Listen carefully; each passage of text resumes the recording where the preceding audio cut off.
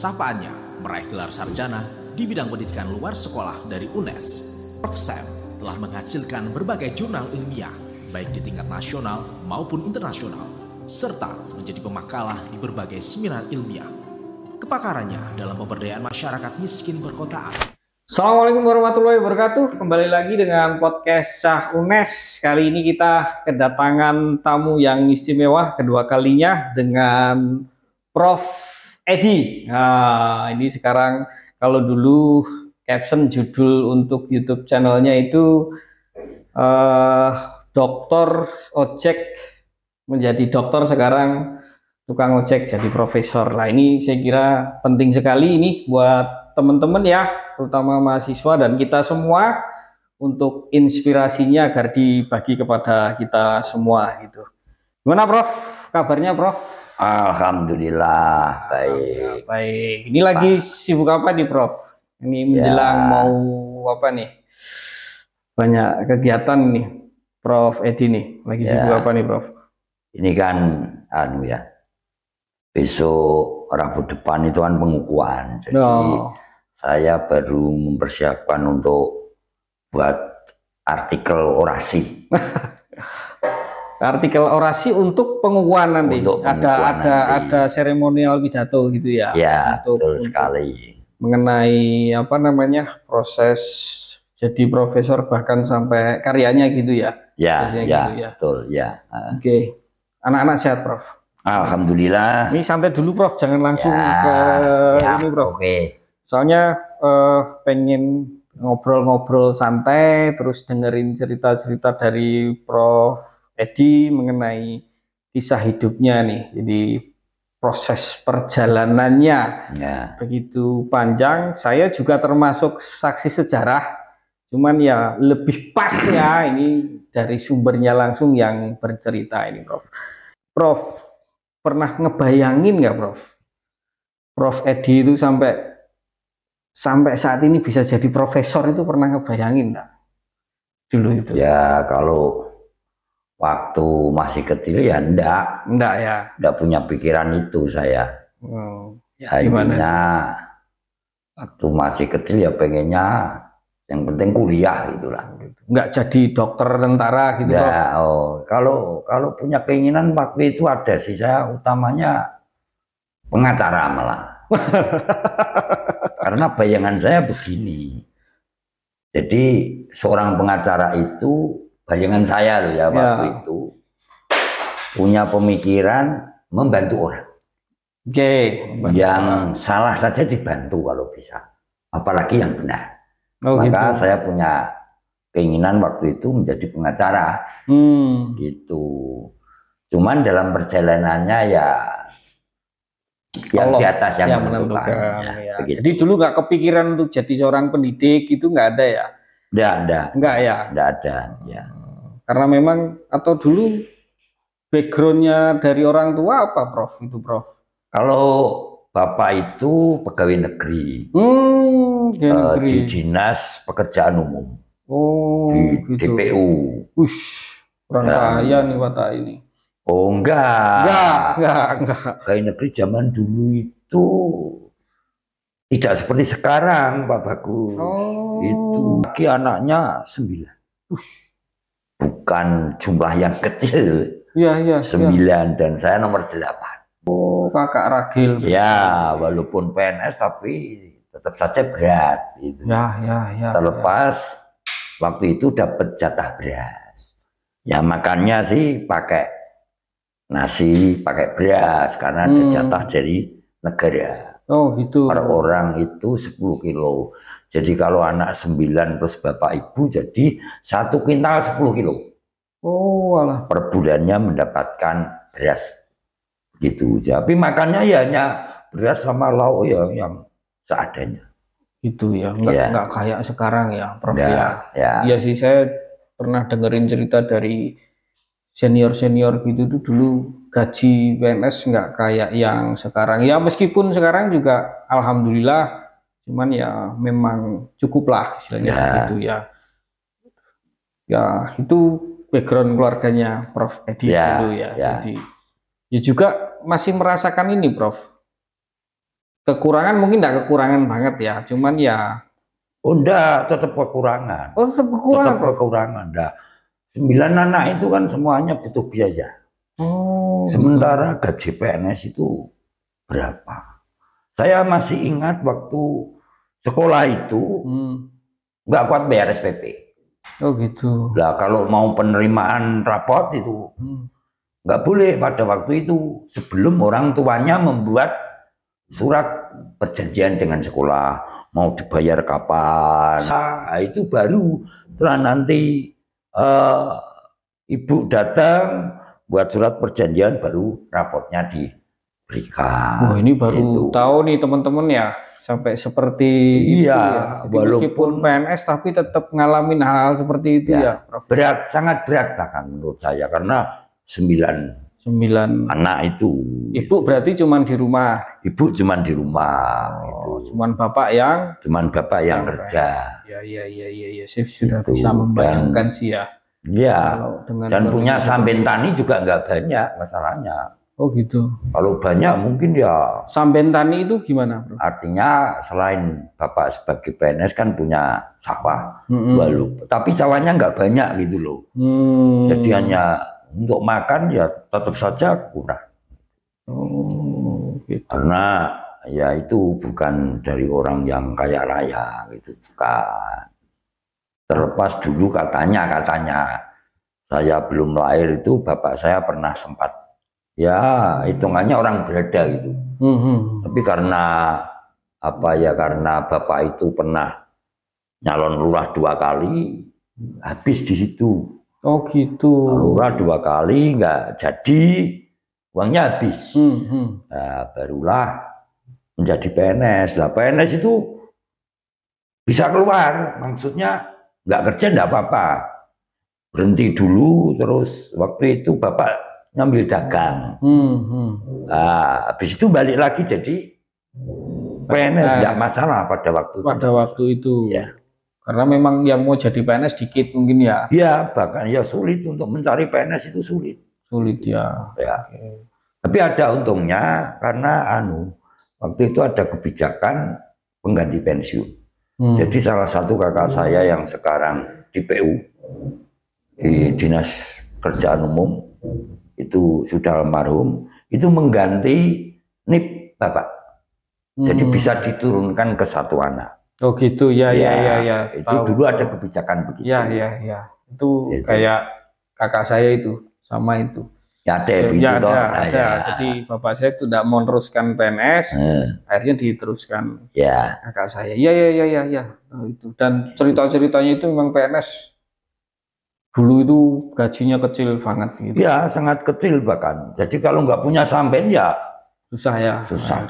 Itu. Tapi saya yakin Prof, dengan background seperti itu yang membuat sampai sekarang Prof Edi itu kuat gitu. Betul. Terlatih mental gitu ya. Dan Prof Edi berproses dari yang ya dulu dicibir orang naiknya motor butut kayak gitu. Sampai sekarang mungkin orang keweleh. Ya. Nah ini Prof, ini yang menarik ini, butuh untuk dibagilah ke teman-teman.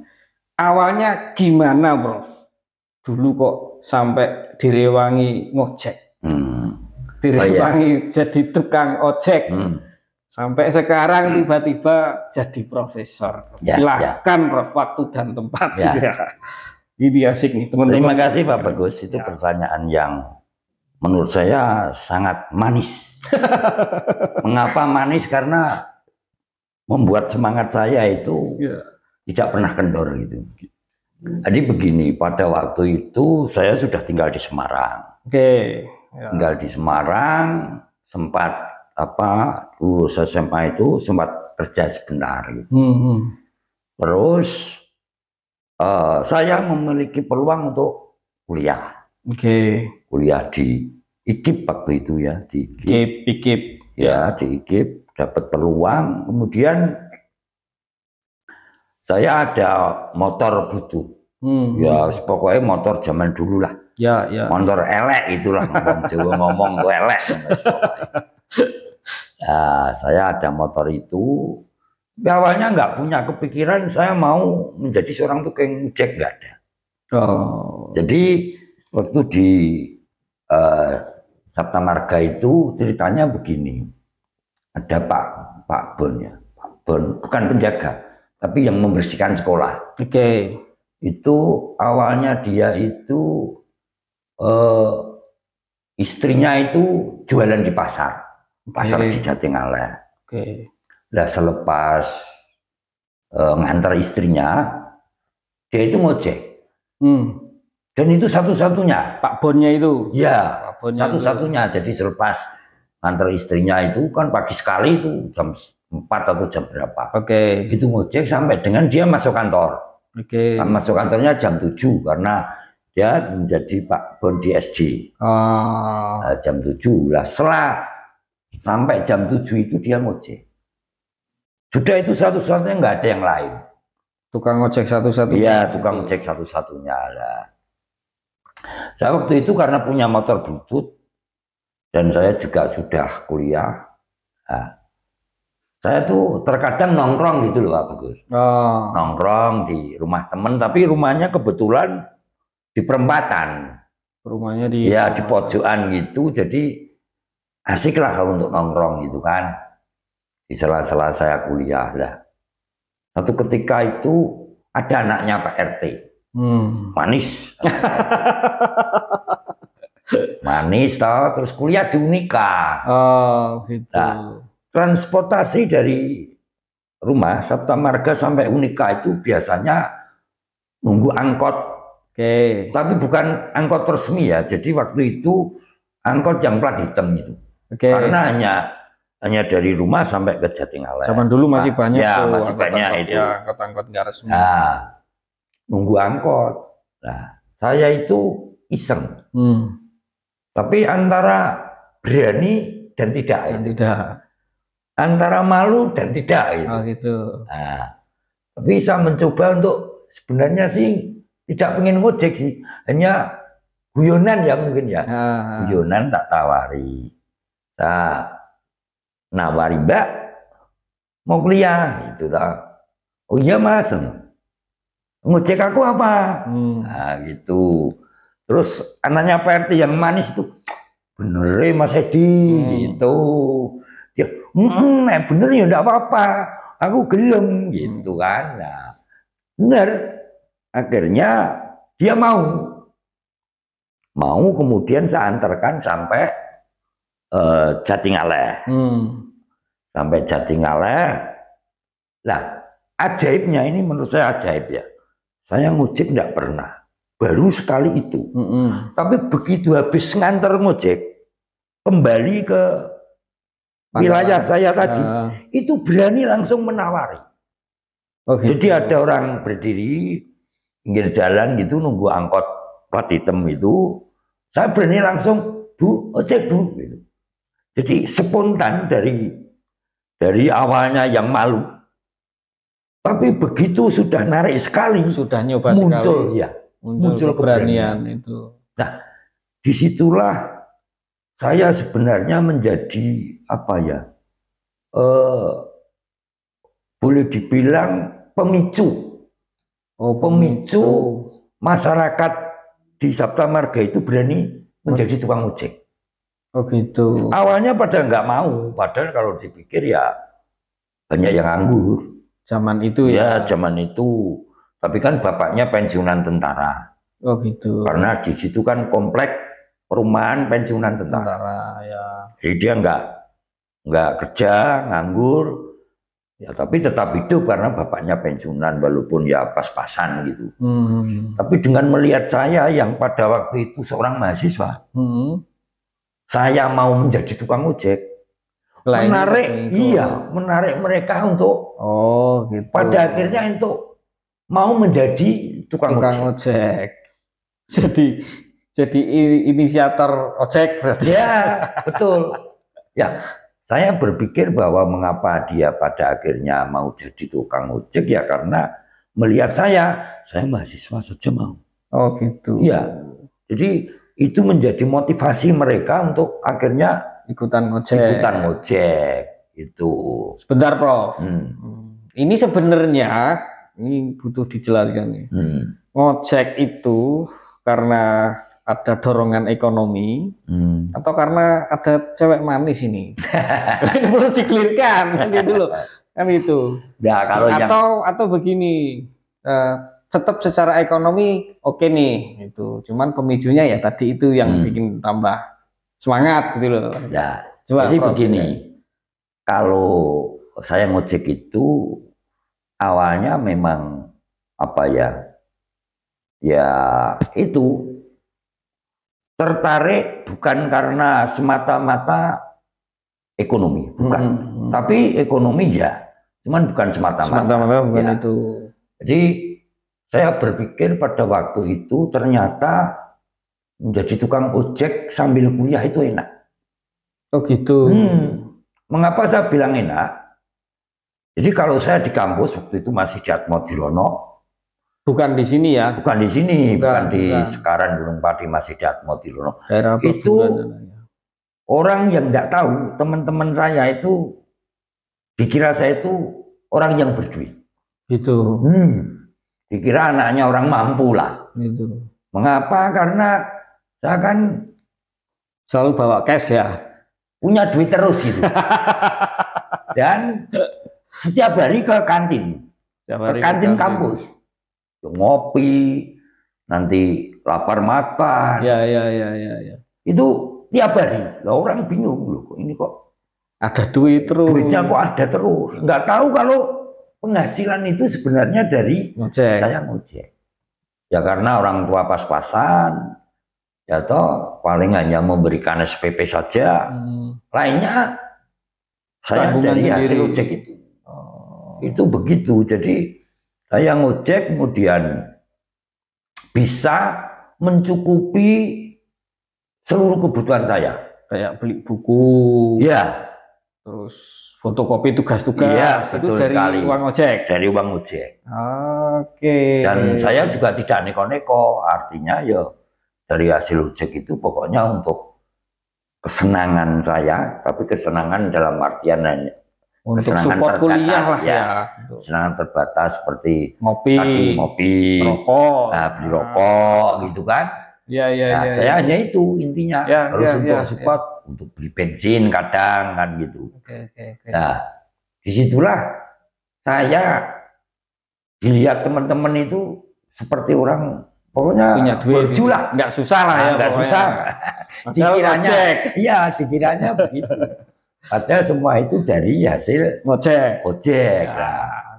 Ditanya kalau saya mau ke kampus, itu saya sudah bawa buku. Pokoknya peralatan kuliah sudah saya bawa tas. Nah, katakanlah kuliah jam 11 gitu ya. Saya jam 8 itu sudah mulai berangkat. Ngojek dulu. Kuliahnya jam berapa? Katakan jam 11 jam itu. 11. Nah, jam 8 sudah berangkat dari rumah. Sudah. Tapi berangkatnya ngojek dulu. Oh, ngojek dulu. Ya. Berangkat ngojek dan nanti di sela-sela nunggu penumpang, saya kadang baca buku. Gitu. Ya kadang pas ada tugas gitu tulis di situ. Jadi saya mengambil waktu di sela-sela kesibukan ngojek. Nah, nanti kalau udah jam 10:30 nih, saya berangkat kuliah. Itu berangkat kuliah. Nah, kadang kalau pulang agak cepat, saya habis dari kuliah ngojek lagi, saya nggak langsung pulang rumah. Ya, oke. Ya, gitu. Inspiratif sekali Pak saya kira. Jadi memanfaatkan waktu luang dengan hal yang positif ya, meskipun di pandangan orang ngojek apa itu ya. Tapi menggambarkan bahwa itu proses di mana meskipun dalam kondisi yang tidak banyak pun Pak Edi bisa menyempatkan waktu untuk menyelesaikan tugas, baca buku sambil nunggu penumpang. Saya kira kan itu hal yang inspiratif ya. Apalagi kalau sekarang banyak aplikasi-aplikasi ojek itu ya. Sebenarnya teman-teman juga bisa kan seperti itu. Jadi ojek online gitu kan, ojek online terus Ya sambil bantu orang tua lah. Betul. Nggak sedikit-sedikit minta uang, Pak. Ya. Beli buku ini, Pak, fotokopi, Pak, jilid ya. kan Pak Prof Edi nggak pernah minta berarti. Hanya uang SPP saja kan? Ya, SPP ya. Untuk kebutuhan makan, mungkin beli baju, beli buku, kan itu kan. Berarti kan itu dari uang ojek. Ya. Oke. Ini Pak. Ya, jadi gimana? sedikit kembali ke ojek ya. Jadi tadi setelah di kampung itu banyak pengikut saya istilahnya, jadi tukang ojek semua yang mulanya nongkrong, nggak punya pekerjaan, nganggur itu. Akhirnya posisi saya itu menjadi tergusur. Loh, karena kan kompetisi di situ. Begitu. Iya, mereka full dari pagi sampai sore, bahkan malam saya pergi ngojek kuliah. Mulailah pendapatan saya itu berkurang karena semakin banyak. Iya, karena semakin banyak saya jadi dapat jatahnya tuh dikit. Nah, kemudian ada seorang tentara gitu mengkoordinir ojek itu, dibuat suatu pangkalan gitu. Nah, dikoordinir, kemudian dibuatkan kartu ojek resmi. Kartu ojek, ya. Iya, resmi dari Polsek. Saya pernah lihat. Nah, itu. Masih nyimpen nggak? Masih. Masih. Coba. Nih teman-teman nih, bukti otentik. Tapi, ini kartunya sudah sobek-sobek. Iya, sudah. Ini karena apa ya? Butuh. Nih. Bisa di zoom nggak nih? Ini kartu anggota ojek. Nah, ini bukti otentik nih ya. Jadi nggak bohongan nih. Sampai protol tuh. Masih disimpan loh, keren loh. Nah, ini penghormatan terhadap ini kenangan hidup saya ini, Pak. Iya. Ini ketikanya masih manual, belum ada komputer kan. Ya pakai mesin ketik itulah, karbon itu ya. Ya, betul sekali. Ya.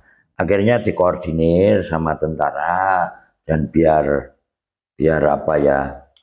ojekan itu tidak menimbulkan problem, gesekan gitu, terus ditarikan kartu ojek yang dibuat oleh kepolisian. Bayar itu waktu itu, kalau nggak salah saya menjadi anggota itu 250.000. Meskipun Pak Edi yang mengawali itu bayar. Iya.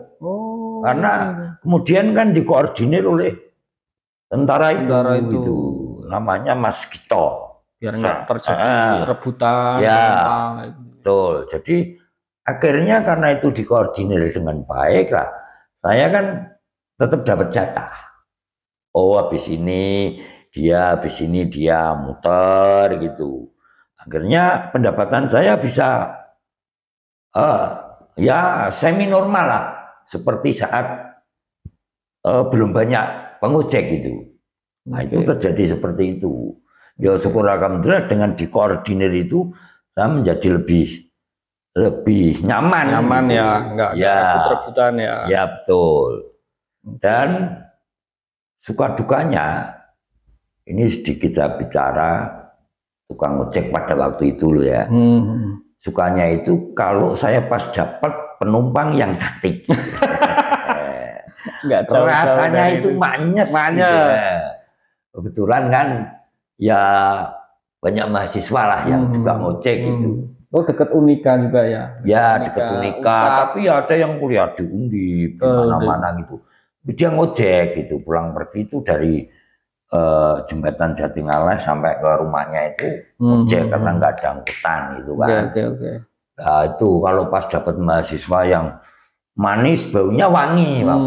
Wah, itu rasanya manis. Jadi ngojek itu sambil senyum-senyum. Terlepas apa ya? Boleh dibilang ini saya juga tidak terlalu minder walaupun dia mahasiswa. Karena saya berpikir walaupun saya nggak cerita loh ya, tapi aku juga mahasiswa. Gitu. Jadi mental saya kuat. Gitu. Berani ngajak ngobrol dikit-dikit gitu. Itu sukanya, selain dapat uang ya tentunya ya. Tapi dukanya ini kalau pas penumpangnya itu mama jualan dari pasar itu, jualannya seperti ikan, ayam itu, kan begitu penumpangnya mama yang jualan ikan, ayam itu kan baunya amis itu. Wah, itu menjadi menurut saya nggak enak itu. Tapi kan tukang ojek nggak bisa begitu. Ya. Baik itu mama maupun harus dilayani dengan semua harus dilayani. Gitu. Tapi menurut saya itu menjadi cerita tersendiri cerita khusus lah. Gitu. Oke. Perjalanan waktu saya ngojek, kemudian saya di kampus itu juga suka menjadi aktivis Pak. Aktivis organisasi. Aktivis organisasi gitu kan. Nah, mulai semester 4 saya itu ditunjuk menjadi ketua himpunan mahasiswa jurusan. HMJ dulu ya. HMJ Kalau ya. sekarang kan Hima ya. Ya. Sekarang namanya itu. Sekarang namanya Hima. Dari situ karena saya mulai aktif di organisasi kampus, maka ojeknya ini mulai berkurang, gitu. Tapi tidak apa-apa karena ini memang sebuah keinginan saya, kemauan saya untuk mengeksplor mungkin bakat gitu ya, gitu. Tambah pengalaman di dunia akademik. Iya, betul. Tapi ojek tidak saya lepas sepenuhnya. Tidak saya lepas sepenuhnya, tetap kadangkala kalau pas tongpes itu kantongnya kempes itu berangkat juga. Oke. Termasuk saya malah sempat ngajak Pak Bagus toh. Iya. Saya suruh duduk manis itu, saya narik penumpang itu, dapat uang untuk kopi, rokok, pulang. Itu tetap, jadi tidak terus putus sama sekali, enggak. Tapi ternyata keinginan menjadi aktivis itu tidak hanya sampai di ketua himpunan mahasiswa jurusan saja. Jadi berkembang lagi menjadi ketua BEM fakultas itu. BEM fakultas, tapi ya sesekali masih tetap kangen juga sih ternyata. Iya, ternyata kalau sudah terbiasa ngojek, nggak ngojek kadang kangen. Terlepas kadang punya duit, tapi kangennya itu ada Pak. Oke. Saya juga masih tetap sama ini ya Pak ya, tetap kumpul sama teman-teman. Iya, betul. Bikin kangen ya. Teman-teman ojek gitu. Bukan masalah uangnya, tetapi kangen suasananya, suasananya dengan teman-teman yang di pangkalan ojek gitu ya. Betul. Dan gini, saya potong Pak Edi. Jadi teman-teman ini saya bilang dari awal tadi saya saksi sejarah ya gitu ya, Pak Edi ya, meskipun tahu-tahu sedikit ya. Di mana-mana Pak Edi, Prof Edi ini selalu menjadi kayak semacam magnet. Gitu ya. Di mana ada Pak Edi pasti rame ya resepsinya. Jadi teman-teman itu ya kayak tonis di VFIPP itu, kalau ada Pak Edi rame. Begitu Pak Edi sudah selesai pindah dengan hobi lainnya selesai juga tonisnya. Nah, nanti di tempat lain juga kayak gitu juga. Nanti ada pertemuan seminar se-Indonesia gitu. Kalau ada kerumunan di situ pasti ada Pak Edi. Nah, itu Pak Edi itu selalu jadi magnet begitu ya. Jadi concern Pak Edi ini, Prof Edi sampai menjadi profesor. Ini perlu disampaikan ini. Ini Pak Bagus. Jadi sebelum ke sana, saya akan kembali dulu ke belakang sedikit. Ya Prof, nggak apa-apa Prof. Karena ini kita agak dibatasin waktu Prof. Nanti biar tersampaikan semua, tetapi jadi setelah saya menjadi ketua BEM, saya menjadi ketua DPMU. Nah, di situ waktu itu ada kebijakan rektor yang menyatakan bagi mahasiswa aktivis yang lulus tepat waktu dan nilainya cukup baik, maka akan diberi beasiswa. Itu begitu. Makanya saya akhirnya bisa sampai menjadi dosen dan kuliah S3 itu begitu. Kalau tidak ada itu, saya nggak yakin bisa menjadi seorang profesor. Gitu. Jadi Rektor pada waktu itu punya kebijakan bagi aktivis yang lulus tepat waktu dan nilainya cukup baik, maka akan diberi beasiswa untuk melanjutkan S2. Oh, gitu. Karena kecenderungan sekarang kalau aktivis itu molor-molor ya, Pak? Iya, betul. Itu. Betul. Pak Edi dulu tepat waktu berarti. Tepat waktu, saya 8 semester rampung. Mestinya bisa saya buat 8 semester atau lebih. Karena saya waktu menjadi ketua DPMU baru berjalan setengah tahun. Oh gitu. Nah, saya punya pemikiran, saya harus menyelesaikan sebagai ketua DPMU universitas atau kuliah. Saya harus kuliah. Saya pikir, kebijakan ini mungkin tidak akan datang berkali-kali. Oke. Karena pikiran saya kalau tidak datang berkali-kali, kalau saya sampai menyelesaikan ketua DPMU dulu 1 periode, khawatir kebijakan ini hilang. Makanya saya memutuskan untuk secepatnya lulus.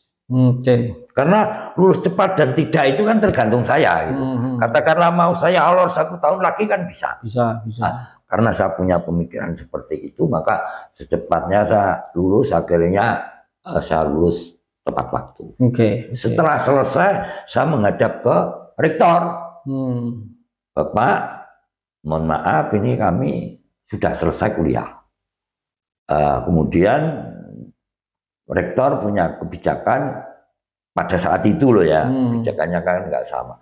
Punya kebijakan yang aktivis tepat waktu dan nilainya cukup baik akan diberi beasiswa. Pak Rektor pada waktu, ya benar. Pak kamu sudah rampung. Sampun Bapak, saya bilang begitu. Pak Rasdi ya? Ya, waktu itu rektornya Prof. Rasdi. Prof. Rasdi. Benar. Setelah itu saya diminta beliau untuk melanjutkan kuliah, tapi tidak di kependidikan lagi. Karena Prof. Rasdi waktu itu pemikirannya, saya sudah punya ilmu tentang kependidikan. Maka yang perlu kamu dalami adalah ilmu murninya. Itu kebijakannya seperti itu. Maka saya akhirnya suka atau menyetujui apa yang menjadi keinginan Pak Rektor. Nah, kemudian Pak Rektor pengennya saya kuliah di UI untuk melanjutkan S2 di UI. Tapi saya berpikir UI itu kan pusat kota, kehidupan mahal. Kalau beasiswanya hanya SPP, lah kehidupan saya gimana? Betul. Berat, saya yakin berat. Nggak mungkin juga jadi tukang ojek lagi ya? Nggak mungkin, ya. Dan dia kalau di Jakarta saya mentalnya kuat, kalau tidak. Tapi yang pertama jelas beban ekonomi. Akhirnya saya mengusulkan lagi kepada beliau, Bapak gimana kalau saya kuliah di UKSW saja yang dekat dengan Semarang, bisa saya laju. Beliau langsung setuju. Yo Ed, yang penting bukan kependidikan. Karena kamu harus memperdalam ilmu murninya. Gitu Bapak, ya. Langsung diberi uang untuk mendaftar. Kelihatannya uang daftar tuh uang dari kantongnya Pak Rektor sendiri. Bukan dari lembaga. Ya. Wong saat berhadapan ini langsung beliau mengeluarkan uang. Ya kalau gitu besok kamu daftar di KSW. Nah, Prof. Rasdi itu terkenal banget dengan sosialnya ya. Jadi akhirnya saya diberi uang. Nah, ya sudah, saya langsung berangkat ke UKSW dan alhamdulillah diterima. Nah, dari situ saya kuliah selesai, belum ada kesempatan di UNES. Ngambil apa itu Pak dulu Pak? Ngambil studi pembangunan di UKSW. Untuk menjadi dosen belum ada kesempatan karena belum ada formasi untuk jurusan PLS yang sekarang PNF ini. Akhirnya saya mendaftar sebagai tenaga lapangan Dikmas. Itu tenaga kontrak di Dinas Pendidikan. Oh gitu. Ya. Jadi sebelum jadi dosen itu ya? Ya. Tapi saya menjadi tenaga kontrak itu diminta untuk membantu mengajar di UNES. Prof. Rasdi sama Prof. Agus Salim. Prof. Agus Salim ya. Tapi diminta membantu mengajar di bawah tangan loh, karena belum ada sistem kontrak seperti sekarang. Dulu belum ada. Belum ada. Batangan saya ngajar itu. Selepas itu kemudian tahun 2005 itu ada formasi untuk mengambil S3. Oh, sentiang maksudnya. Iya, sentiang untuk melanjutkan kuliah. S3. Ya, saya pada waktu itu karena sudah PNS mau ngambil di mana, di UPI. Saya kebetulan diterima, mendaftar di UPI, diterima. Tapi waktu saya fotokopi ke Sampangan situ, ada bapak-bapak yang bawa disertasi. Ilmu ekonomi, Undip. Saya tanya, Pak, apa Undip ada ilmu ekonomi? Iya, ini saya baru akan ujian S3 saya di Undip. Oh gitu Pak ya? Wah, saya berubah sikap. UPI jauh. Sementara iya, UPI jauh banget ke Bandung toh. Sementara saya pengantin baru. Jadi saya bingung pada waktu itu. Dan kalau saya mengambil ilmu ekonomi itu relevan dengan S2 saya. Ekonomi pembangunan. Iya, relevan. Akhirnya saya mencoba tes di Undip. Dan saya mencari beasiswa sih, tidak uang gaji pribadi, tidak beasiswa. Dari Undip itu sekitar 75 ya kalau nggak salah, dari berbagai jurusan. Jadi umumkan langsung dari Jakarta dapat beasiswa. Langsung dari Jakarta. Ya, langsung dari Jakarta. Yang lainnya kan yang menentukan Undip itu beri beasiswa. Tapi saya masuk sudah clear, saya dapat beasiswa. Itu yang BPPS itu Pak, bukan ya? Ya, ya. BPPS ya. Itu. Saya dapat beasiswa itu. Tapi saya pengumuman dari Jakarta. Jadi benar saya masuk. Ya? Namanya BPPS ya dulu ya? Kalau dulu enggak, bukan BPPS. Apa ya? Namanya betul. Saya agak lupa. Ya, intinya ada beasiswa itulah. Ya. Nah, saya kemudian masuk di ilmu ekonomi. Perjalanan waktu ya saya lancar. 3 tahun 8 bulan saya selesai. Dan alhamdulillah itu satu prestasi yang menurut saya membanggakan karena saya menjadi lulusan paling cepat. Angkatan 1 sampai 7 itu 3 tahun 8 bulan di ilmu ekonomi saya paling cepat. Ya. Dari situ saya selesai selesai S3, kemudian menaikkan jabatan fungsional saya dari rektor ke rektor kepala. Tapi ini Pak Bagus, sebenarnya saya cukup lambat untuk ke profesor ini. Karena saya rektor kepala itu 2014. Ya, 2014. Nah, saya diangkat jadi profesor 2024, 10 tahun. Termasuk terlambat itu? Termasuk terlambat ya, mungkin karena saya dari lembaga kan mendapat kepercayaan pada waktu itu menjadi ketua jurusan, menjadi wakil dekan, wakil dekan itu mungkin waktunya kurang bisa, malah ngurus sendiri itu malah agak ini ya susah ya, tersita dengan ngurusi banyak orang. Ya, gitu kan. betul. Tapi saya tetap bersyukur Pak Bagus karena terlepas menurut saya terlambat, itu juga paling cepat di VIP. Oh iya? Iya, angkatan saya di VIP itu. Oh, seangkatannya. Iya, seangkatan maksud saya. Yang termasuk. Bahkan kakak angkatan saja belum. Belum. Alhamdulillah saya sudah profesor. Saya SK-nya per 1 Desember 2024. Maka kemarin itu SK-nya udah turun kan? Udah. Maka tanggal 19 besok Februari itu saya dikukuhkan. Nah itu Pak, yang mau saya tanyakan tadi, concernnya itu Pak, dari ekonomi pembangunan, terus S3 ekonomi di Undip. Concernnya menjadi dikukuhkan sebagai profesor apa Pak? Biasanya profesoran kepakaran. Ya betul. Nah kan profesornya ke profesor apa ini? Ya. Tentang ini, PNF atau apa ini? Ya memang kalau kita dihubungkan dengan PNF, yes. Betul sekali. Tetapi saya lebih mengarah pada profesor kemiskinan. Profesor kemiskinan, ya. Profesor kemiskinan, tapi nggak miskin ya Pak ya? Ya, dulu ya miskin gitu kan. Kalau sekarang alhamdulillah sudah lumayan lah. Profesor kemiskinan itu, Ya, di profesor kepakaran kemiskinan. Ya, saya intinya adalah kalau SK-nya sesuai SK itu Profesor Pemberdayaan Masyarakat dan Ekonomi Masyarakat Perkotaan. Perkotaan. Ya. Ekonomi miskin perkotaan atau ekonomi masyarakat perkotaan. Jadi nggak ada kata kemiskinan. Nggak ada. Cuman pemberdayaan itu kan identik dengan kemiskinan gitu. Masyarakat orang-orang yang termarginal itu ya. Gitu ya. Jadi Prof Edi nanti karya-karyanya juga concernnya ke sana, mengarahnya ke sana gitu. Jadi memberdayakan orang-orang yang notabene secara ekonomi miskin. Oh gitu. Ya.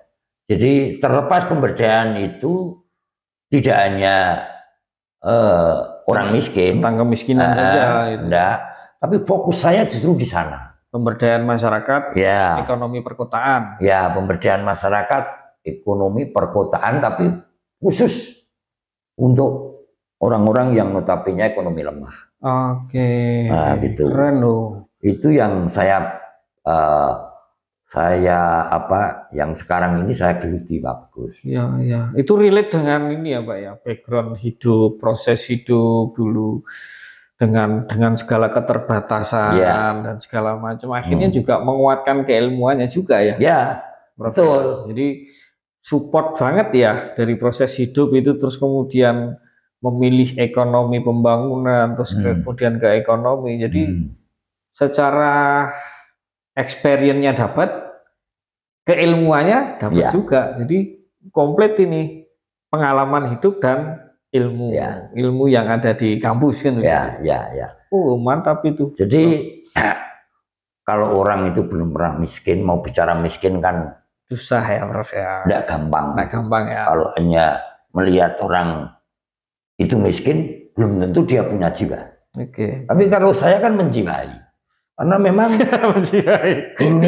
dulunya memang miskin gitu. Iya. Ibarat kayak aktor itu Pak, kalau tidak bisa menjiwai perannya itu kan susah ya. Nah ini Prof Edi, tentang pemberdayaan masyarakat, ekonomi perkotaan dan concern di kemiskinan yang atau ekonomi lemah, sudah terbiasa dengan kehidupan seperti itu. Karena saya sudah merasakan gitu kan. Berada di entitas yang pangkalan ojek, terus tongkrongan di pinggir jalan kayak gitu-gitu kan, jadi komplit ya Prof ya. Bagaimana nggak enaknya menjadi orang miskin tuh saya merasakan. Maka kalau bisa jangan miskin deh. Nggak enak, miskin itu nggak enak. Miskin itu takdir atau karena nggak ada upaya Prof? Kalau dibilang takdir enggak ya Prof ya. Jelas tidak. Karena bisa diusahakan untuk tidak miskin ya Prof. Maka saya berpikir intinya adalah bagaimana masyarakat itu merubah mindsetnya. Itu yang terpenting. Itu. Selama mindsetnya masih suka enak-enakan, suka santai-santaian, ya dia nggak akan berubah. Maka kalau mau berubah ya tentunya harus merubah mindset. Ya, betul. Saya kira betul itu Prof. Karena kebanyakan sekarang kelihatannya kaya tapi ada juga bermental miskin, ada ya. Ada. Gitu ya. Tapi yang itu miskin itu tuh mental ya. Miskin pura-pura kaya. Ya, itu juga ada. Itu yang jadi nggak benar. Maka kan saya sering ngomong, hidup itu realistis saja deh, apa adanya gitu. Karena kalau tidak gaya hidup ya, lifestyle itu ya, orang itu sering memakan dengan gaya hidupnya. Ya kan? Pengen cepat kaya, pengen pamer, ini. Insan ya Prof ya. Nah ini penting nih Prof. Pesan buat teman-teman mahasiswa Prof. Generasi muda Prof. Kaitannya dengan kemiskinan nih Prof. Biar nggak hidupnya nanti nggak miskin ke depannya. Ini teman-teman ya, ini inspirasi dari Prof Edi yang saya kira proses hidupnya itu real, dari keterbatasan menjadi sekarang orang yang akan ngurusi keterbatasan kalian kan, gitu kan istilahnya. Pesan Prof buat para mahasiswa dan generasi muda. Sebelum nanti ditutup ya, pesan-pesannya penting ini. Saya pesan pada mahasiswa, tidak hanya mahasiswa PNF, tidak hanya mahasiswa UNES, tapi mahasiswa seluruh Indonesia, bahkan masyarakat secara umum. Pertama kali yang saya ingin sampaikan kepada adik-adik mahasiswa, pada masyarakat, bahwa rubahlah mindset Anda. Jangan mempunyai mental miskin. Itu harus dihilangkan. Berjuanglah untuk menjadi hidup yang lebih baik. Maka filosofi saya waktu saya di S1 ya, skripsi saya, hidup itu perjuangan dan doa. Jadi berjuanglah untuk meraih cita-cita masa depan. Itu yang saya seringkali pesan kepada adik-adik mahasiswa. Dan jangan malas-malasan. Gitu ya, Bro. Semangat kerjanya harus ditingkatkan. Nggak usah gengsi, nggak usah malu. Untuk apa gengsi? Untuk apa malu kalau pada akhirnya menyusahkan dirinya sendiri. Nah itu adik-adik kalau bisa, karena mahasiswa itu kan intelektual muda. Pemikirannya jangan sama dong dengan mereka yang tidak berpendidikan. Masa mahasiswa kok sama dengan mereka yang lulusan SD atau tidak mengenyam pendidikan sama sekali? Itu kan ironis. Untuk apa kuliah kalau hanya seperti itu? Maka rubahlah mindset. Kemudian etos kerja, semangat kerja yang tinggi. Semangat kuliahnya juga harus tinggi. Nah, untuk mendapatkan semangat kerja, kemudian merubah mindset tentu dari belajar itu. Maka belajar dengan sungguh-sungguh. Jangan yang penting kelihatan kuliah lah ini. Ini yang akhirnya lulus karena faktor belas kasihan. Kalau sudah begitu, nanti ya bekerja karena belas kasihan. Belas kasihan juga. Punya istri atau suami karena belas kasihan, repot. Maka jangan sampai mahasiswa kok semuanya belas kasihan. Ini saya nggak setuju. Nggak setuju. Makanya harus kerja keras, harus punya etos kerja yang bagus, jangan menunda-nunda gitu ya, Prof ya. Kreatif, inovatif itu penting sekali. Mahasiswa harus begitu dong. Mahasiswa kok hanya sekedar ijazah untuk apa?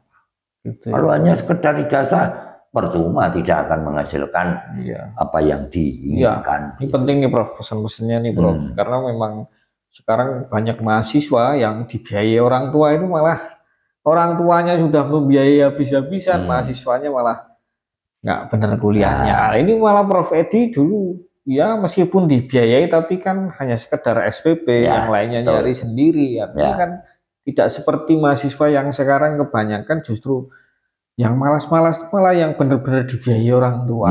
Terkadang yang saya temui sering bimbingan ada masalah itu malah yang kayak gitu, Prof. Malah. Nah ini kan penting sekali untuk bisa mendengarkan podcast Cah UNES ini dengan tamunya Prof Edi yang akan dikukuhkan tanggal berapa, Prof? Tanggal 19 hari Rabu. 19 hari Rabu. Ya, silakan datang atau mendengarkan lewat YouTube.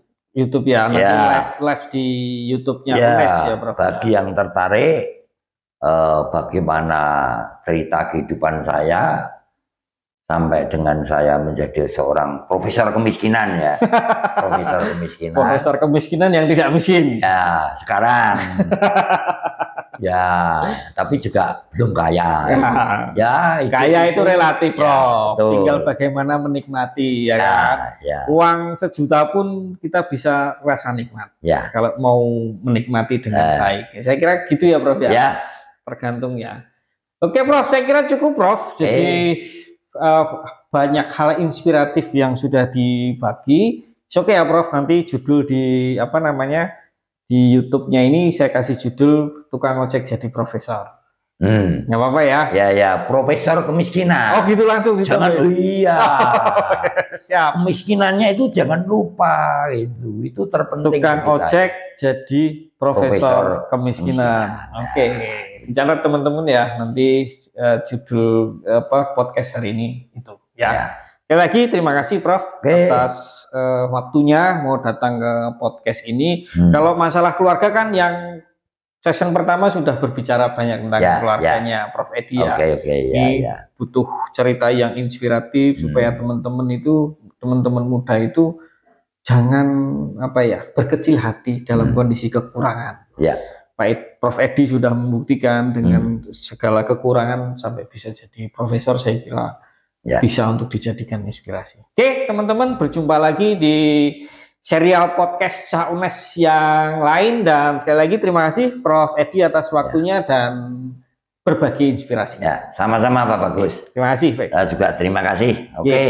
Terima kasih Prof. Wassalamualaikum warahmatullahi wabarakatuh. Waalaikumsalam warahmatullahi wabarakatuh.